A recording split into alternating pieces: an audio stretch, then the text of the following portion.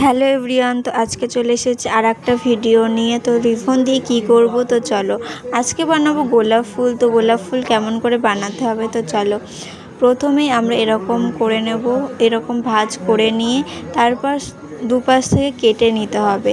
দেখো কেমন করে কাটছি, ভালো করে কিন্তু কেটে নিয়ে তারপরে এইগুলোকে আমরা আগুনে একটুখানি পুড়িয়ে নিতে হবে। বেশি পুড়ালে কিন্তু হবে না, অল্প অল্প করে পুড়িয়ে নিয়ে তারপরে গ্লুগাম আঠা নিয়ে এইগুলোকে এরমভাবে মারতে হবে। দেখো কেমন করে ভাঁজ করে মারতে হবে।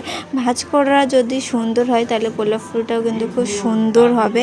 তো এই দেখো ভাঁজ করা আমাদের কমপ্লিট হয়ে গেছে।